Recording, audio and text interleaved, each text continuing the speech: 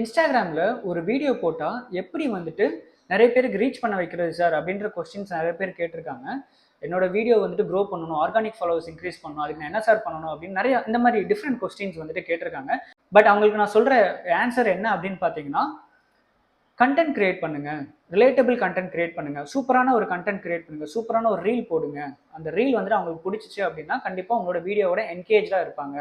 அந்த video engagements increase ஆச்சுனாலே உங்களோட video வந்து நிறைய பேருக்கு வந்து ஷேர் பண்ணுவாங்க, நிறைய பேர் கமெண்ட் பண்ணுவாங்க, நிறைய பேருக்கு சஜஸ்ட் பண்ணுவாங்க. இன்ஸ்டாகிராமே ஆட்டோமேட்டிக்காக உங்களோட வீடியோஸ் வந்து சஜஸ்ட் பண்ணும் அப்படின்ற ஒரு விஷயத்த நான் சொல்லியிருக்கேன்.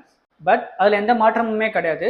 பட் இப்போ என்ன அப்படின்னு பார்த்தீங்கன்னா, இந்த விஷயத்தை இன்ஸ்டாகிராமே அஃபிஷியலாக அனௌன்ஸ் பண்ணியிருக்காங்க. அதுலேயும் முக்கியமாக ஒரு என்கேஜ்மெண்ட் ஃபேக்டர் என்ன அனௌன்ஸ் பண்ணியிருக்காங்க அப்படின்னு பார்த்தீங்கன்னா, சென்ஸ் டு ரீச் ரேஷியோ அப்படின்ற ஒரு ஃபேக்டரை வந்துட்டு இன்ட்ரோடியூஸ் பண்ணியிருக்காங்க. அப்படின்னா என்ன அப்படின்னு பார்த்தீங்கன்னா, உங்களோட வீடியோ வந்துட்டு எந்த அளவுக்கு அதிகமாக ஷேர் பண்ணப்படுதோ அந்த அளவுக்கு உங்களோட வீடியோ வந்துட்டு அதிகமாக ரீச் ஆகும். அது வந்துட்டு நாங்கள் ஒரு ரேங்கிங் ஃபேக்டராக பார்க்குறோம் அப்படின்ற ஒரு விஷயத்த இன்ஸ்டாகிராமே அஃபிஷியலாக அனௌன்ஸ் பண்ணியிருக்காங்க. ஓகேவா?